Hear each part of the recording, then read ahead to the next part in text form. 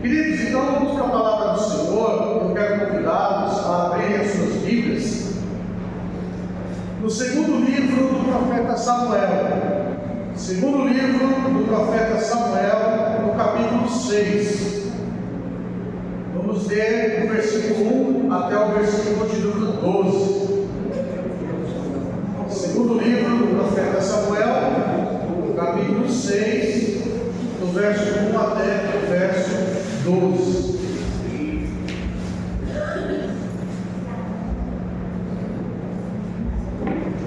Bem, se você não encontrou, pode acompanhar aqui na tela, para a gente ganhar tempo. Diz assim a palavra eterna: e tornou Davi a juntar todos os escolhidos de Israel em número de 30.000. E levantou-se Davi e partiu por todo Judá, que tinha consigo de Balaim de Judá, para levar dali para cima a arca de Deus, sobre o qual se invoca o nome do Senhor dos exércitos se aceita entre os querubins. E puseram a arca de Deus em um carro novo e a levaram da casa de Abinadab, que está em Gileá. E Uzai e Aiô, filhos de Abinadab, guiavam um carro novo. E levando-o da casa de Abinadab, que está em Gileá, com a arca de Deus, Aiô ia adiante da arca, e Davi e toda a casa de Israel alegravam-se perante o Senhor com toda sorte de instrumentos de pau e faia, com harpas, com saltérios, com tamborins, e com pandeiros e com símbolos. E chegando à ilha de Jacom, estendeu-nos a mão a arca de Deus, e teve a mão dela, porque os bois a deixaram prender. Então a ira do Senhor se acendeu contra Uzai, e Deus o feriu ali por esta imprudência, e morreu ali junto à arca de Deus. E Davi se conquistou, porque o Senhor abriu a ruptura em Uzá, e chamou aquele lugar Pérez Uzá até o dia de hoje. E temeu Davi ao Senhor naquele dia e disse: como virá a minha arca do Senhor? E não quis Davi retirar para si a arca do Senhor para a cidade de Davi, mas Davi a fez levar à casa de Obed-edom o geteu. E ficou a arca do Senhor em casa de Obed-edom o geteu 3 meses, e abençoou o Senhor a Obed-edom e a toda a sua casa. Então avisava a Davi, dizendo: abençoou o Senhor a casa de Obed-edom e tudo quanto tem por amor da arca de Deus. Pois Davi trouxe a arca de Deus para cima da casa de Obed-edom, a cidade de Davi, com alegria. Feche seus olhos e vamos orar ao Pai. Pai celestial, nós te louvamos, te agradecemos, Senhor, porque, Pai, tu és um Deus maravilhoso. Senhor, obrigado, Pai, porque estamos aqui, Senhor, em tua presença. Senhor, diante, Pai, de tantos milagres e bênçãos que o Senhor tem feito em nosso meio, Senhor. Ó Pai, nós sabemos agradecer ao Senhor por todo o teu cuidado, por todo o teu carinho. Senhor, obrigado por este momento, por estarmos aqui, Senhor, na tua casa. Senhor, por este momento de adoração, pelos testemunhos, pelo louvor, por tudo, Senhor. Eu agradeço, Pai, por cada filho e filha do Senhor que aqui está neste momento. Agradecemos ao Senhor também pelo privilégio de estarmos diante da tua palavra, Senhor. Fala conosco, ministra os nossos corações. É isso que nós pedimos e já agradecemos no precioso nome de Jesus. Amém. Glória a Deus. Amados, essa palavra aqui é uma palavra muito propícia para nós, principalmente para esse momento que nós estamos aqui vivendo, né? Aí fora as pessoas estão curtindo o carnaval, estão curtindo aí nessa festa demoníaca, tantas coisas estão acontecendo aí fora, e nós estamos aqui na casa do Senhor, na presença do Senhor nosso Deus. Nós lemos aqui um texto que está falando a respeito da arca de Deus, da arca da aliança, que era, né, no Antigo Testamento, o símbolo mais supremo da presença de Deus na terra. A arca da aliança do Senhor ali representava, né, a presença de Deus entre nós.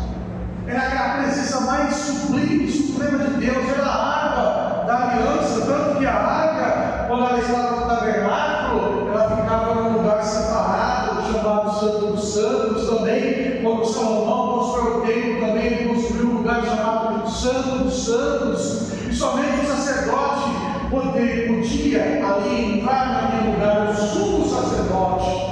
podia entrar naquele lugar e podia ministrar ali diante da arca da aliança. E se o sumo sacerdote ele não tivesse um dia com Deus, vivendo em santidade, ele morria fulminado ali. Quando ele entrava para ministrar, ele tinha que entrar amarrado, colocava-se uma corda nele.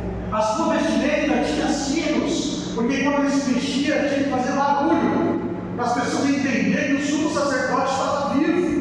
Porque se parasse de ter barulho ali, significava que ele morreu, então eles puxavam pela corda, eles não podiam entrar de tão santa que era a presença de Deus ali através da arca da aliança.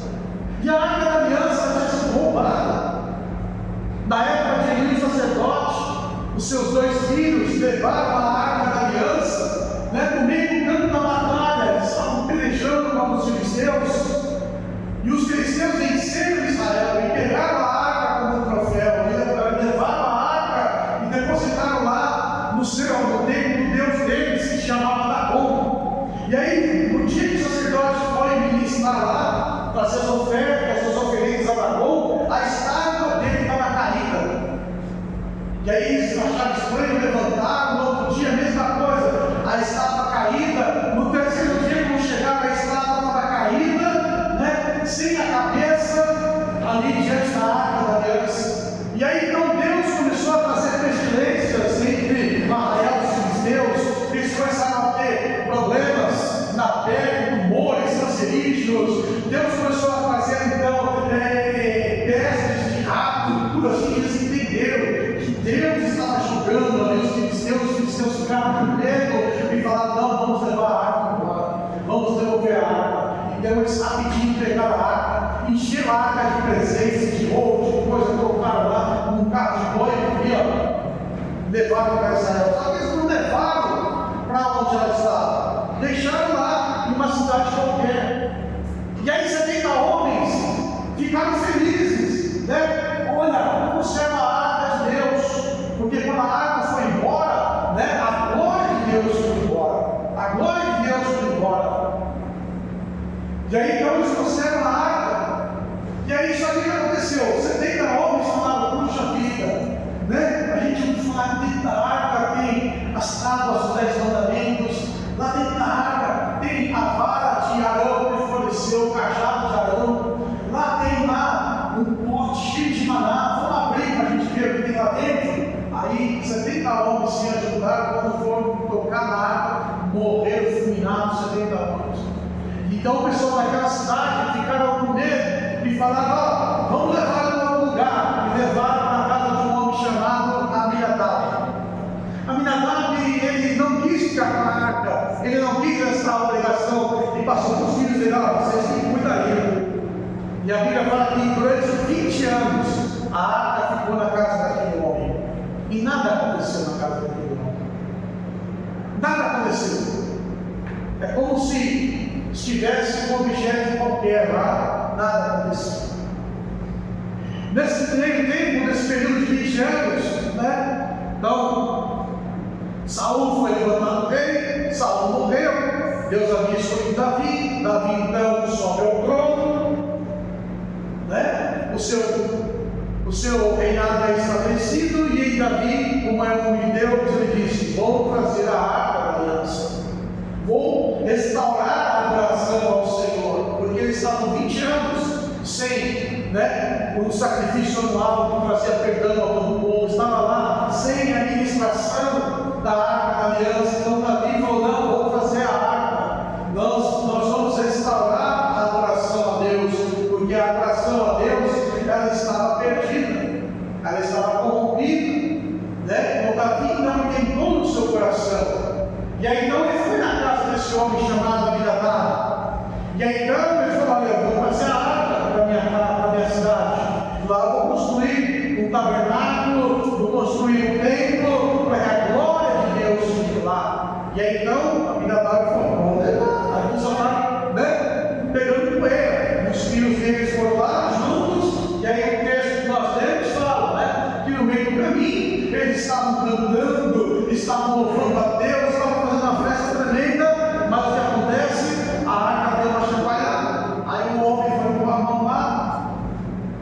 aconteceu? Morreu fulminado instantaneamente.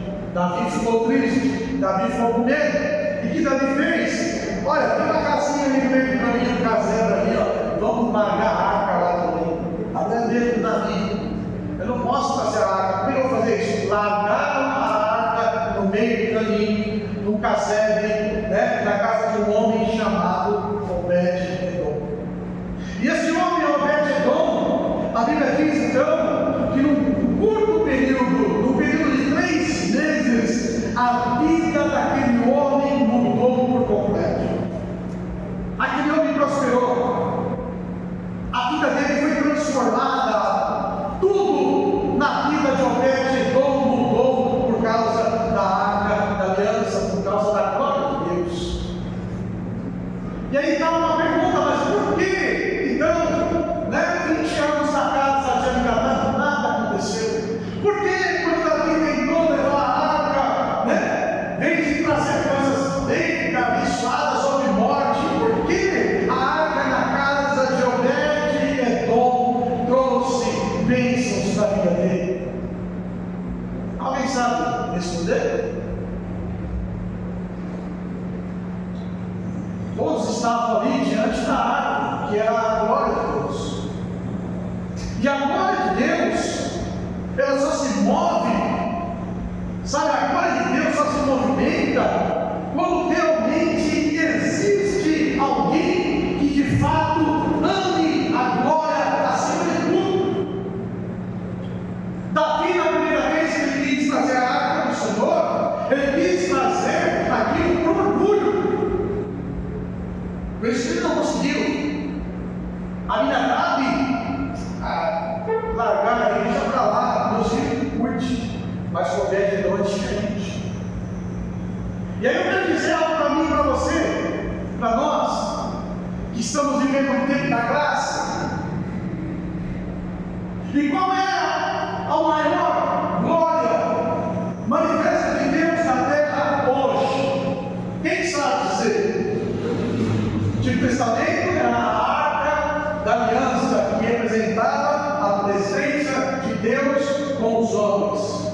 E hoje, no Novo Testamento? Jesus. Oi? Jesus. Não, Jesus está com o Pai. Jesus não está na terra. É o Espírito Santo.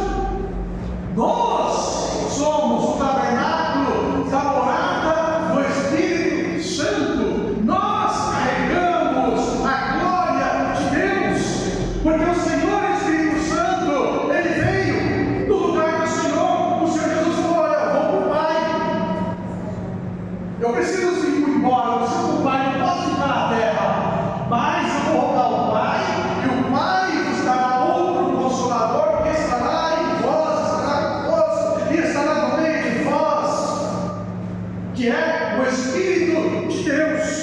E a Bíblia diz que todos nós que nos entregamos ao Senhor, né, nos tornamos o quê? Templo e morada do Espírito do Senhor, da glória de Deus. Então a mesma glória que estava sobre a arca da aliança está hoje dentro de mim e dentro de você. Você carrega a glória. Nós carregamos essa glória de Deus, que é a presença de Deus na terra. Só que o que acontece? Muitos de nós não temos experimentado da glória, por quê? Porque vivemos como Aminadab.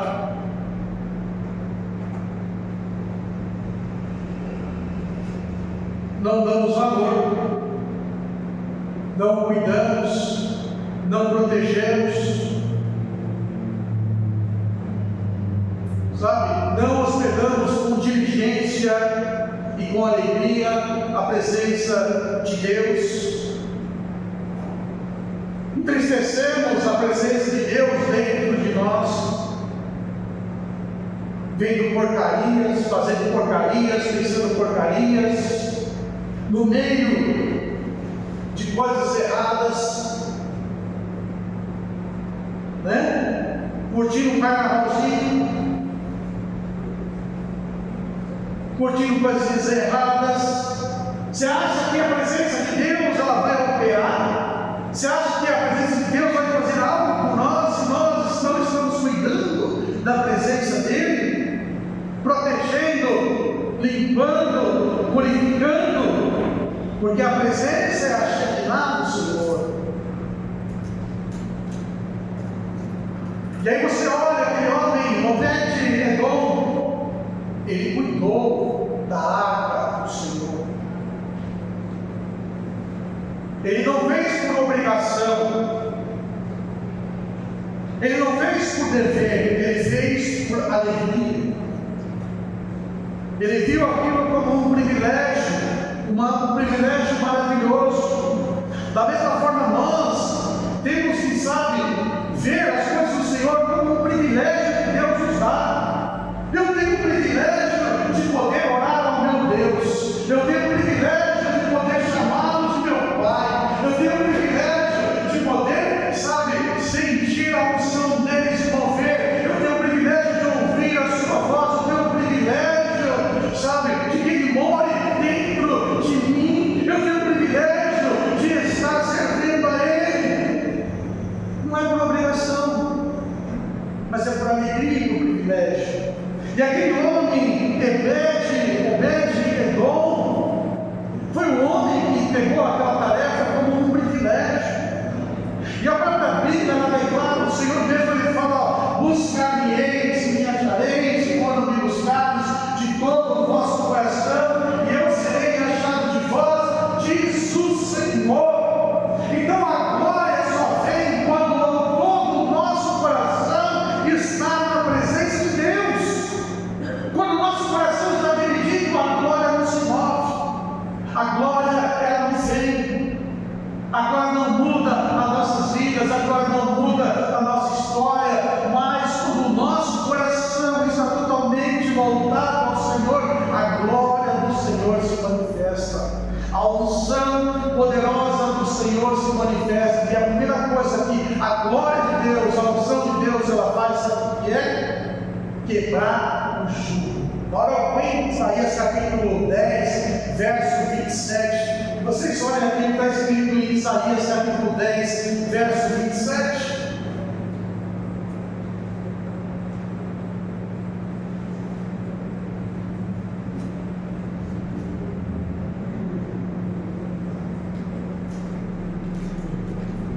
E acontecerá naquele dia que a sua carga será tirada do teu ombro e o seu jugo do teu pescoço, e o jugo será despedaçado por causa da unção.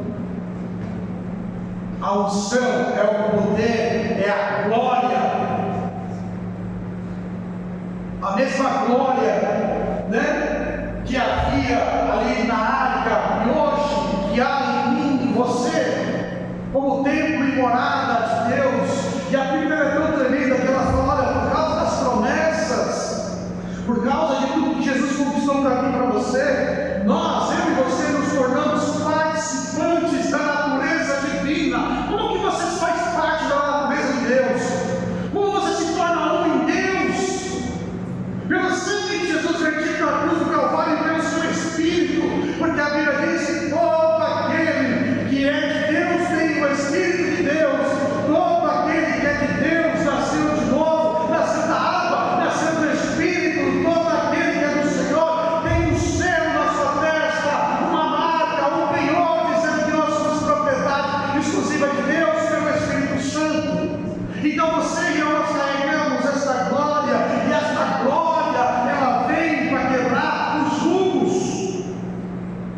Mas se os jugos estão ainda sobre nós, porque talvez nós ainda não estamos com um coração que Obed-Edom tinha, de amar a presença, de se preocupar com a presença, e nós nos preocupamos com a gente, se esquecemos que quem mora dentro de nós é o Espírito do Senhor. Se esquecemos dele, só nos lembramos na hora que a coisa aperta. Mas se esquece de reservar momentos para adorar, momentos de ter comunhão, momentos de falar com o Senhor.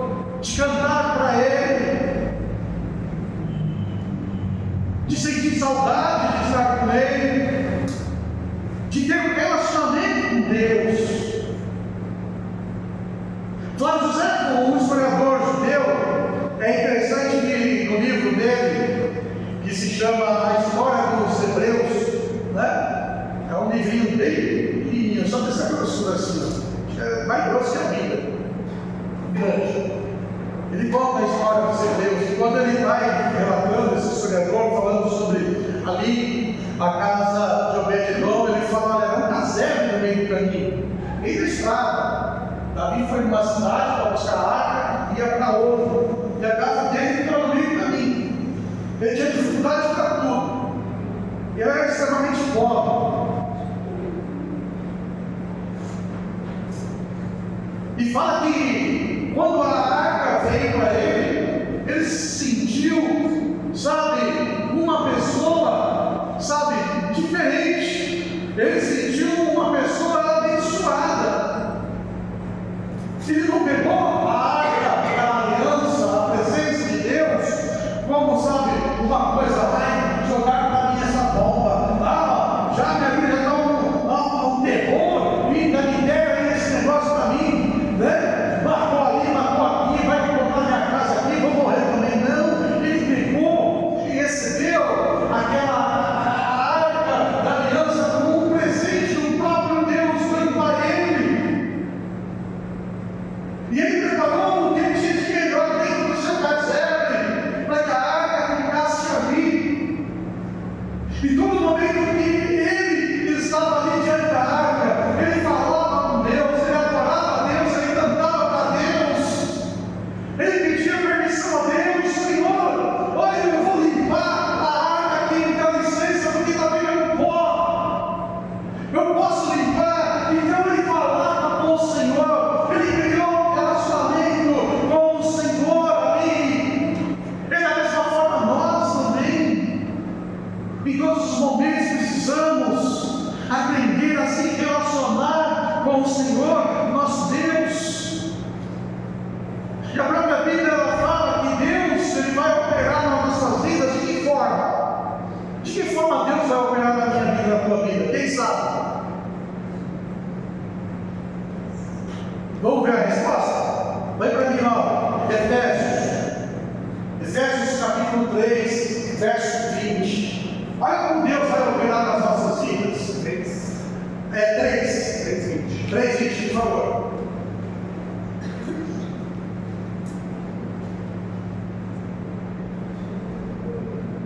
Olha lá, vocês conhecem esse texto muito bem. Ora, aquele que é poderoso para fazer tudo muito mais abundantemente, além daquilo que pedimos ou pensamos, vírgula. A vírgula veio para trazer um espaço. A vírgula veio para trazer aqui, então, uma nova informação, vírgula, segundo o poder que opera em nós. Traduzindo, lá no ENE, para o português, para nós, aqui de uma forma mais clara, conforme a intensidade do poder, conforme o nível da unção que está operando nas nossas vidas. Cada um de nós somos como um vaso nas mãos do oleiro. Mas não importa se é um vaso grande ou se é um vaso pequeno, porque o Senhor, ele faz conforme ele quer. Ah, eu sou apenas um vasinho, não importa. Ah, eu sou um vaso grande, não importa. O importante é a quantidade da unção que está indo dentro deste vaso. E aí cabe a mim, a você buscar isso. Cabe a mim, a você desejar isso. Cabe a mim, a você se encher. Por isso que a glória, ela se move em muitas pessoas e outras não. Porque Deus tem escolhidos. Deus gosta mais de uns que outros, não. Conforme o poder que está dentro de nós. conforme o nível desta glória, desta unção que está sobre as nossas vidas. Por isso que você vê que 20 anos da casa de Aminadab, nada acontecia. 3 meses. Irmãos, se você for olhar, não dá, se não me engano, dá 2% do tempo. 2% do tempo que ficou na casa de Obed-edom, do que ficou lá, né? Ficou 20 anos e nada, 3 meses, 2%. Tudo mudou na vida do homem. E não mudou uma coisa pequena, porque mudou tanto que as pessoas, né, elas ficaram sabendo e foram correndo contra Davi e falaram: olha, Deus está abençoando o Obed-edom de uma maneira tremenda. As coisas mudaram na casa dele de uma forma extraordinária. Ele estava vivendo o sobrenatural, uma unção de aceleração. Tudo estava sendo acelerado na vida daquele homem, em todas as coisas, porque ele tratou a presença de Deus da forma como deve ser tratada. Da mesma forma nós. Quer haver mudanças, quer ver transformações, quer ver as coisas, sabe, vindo de uma forma diferente e tremenda, tem que amar e tem que, sabe, desejar e tem que estar constantemente fluindo na unção, protegendo. Quando a gente fala proteger, sabe o que é? É a gente se guardar. É a gente se guardar das coisas. Na sexta-feira nós estávamos até comentando, né, no culto de oração, sobre a questão lá do carnaval, o que acontece, né? E o próprio bruxo estava falando lá das coisas. E aí o irmão mandou lá para mim lá, me fez uma pergunta. Eu falei: irmão, eu vou mais longe ainda. Só de você concordar que o carnaval é uma coisa cultural do Brasil, que é uma coisa normal, você já está, meu irmão, abrindo a porta para o diabo fazer bagunça na tua vida. Só que você achar algo normal, que as trevas dominem, que as trevas tenham liberdade para fazer o que for. Só que você concordar, imagine você ver ou participar. Você já está, sabe, andando, você já está se movimentando, não, né, das coisas celestiais, mas das coisas das trevas. E aquele homem, então, ele se tornou um padrão na adoração, porque as pessoas começaram a chegar perto dele e falaram assim: o que está acontecendo? Como é que tudo isso mudou na sua vida? Como é que você, né, saiu de uma situação onde você vivia, uma situação de uma pobreza, sabe, de tristeza, uma situação dessa de alegria, de paz, de uma mudança de semblante no seu rosto, né, a sua família? Porque as pessoas, elas notam a diferença da gente. As pessoas vão olhar para nós e elas vão perceber que é algo diferenciado em nossas vidas. E quanto mais você amar e quanto mais você buscar essa glória, mais haverá transformação, mais será notório. Mas será notório em todos os lugares que nós fomos, aonde estivermos, porque você se torna um padrão diferenciado, assim como aquele homem se tornou um padrão de adorador diante de Deus. Nós também, as pessoas vão olhar para mim, para você, e vai ver em nós um padrão dentro da igreja, lá fora, em qualquer lugar. As pessoas vão falar: peraí, eu quero experimentar o que essa pessoa está experimentando em Deus. Puxa, Deus vem falar com ela, Deus vem acordar ela, Deus dá visão para ela, sabe? Deus mostra coisas para ela, Deus livra ela, Deus abençoa ela, Deus fala para ela: pode pedir o que você quiser.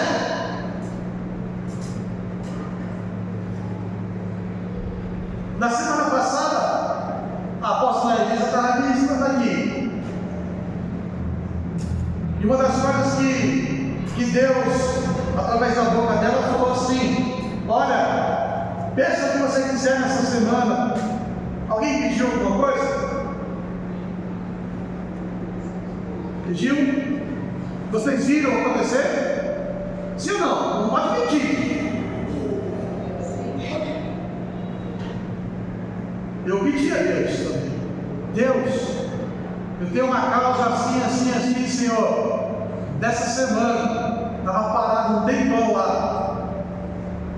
Acho que foi na segunda ou foi na terça. Meu celular procurou a notificação lá. A coisa andou. Estava parado. Mas andou.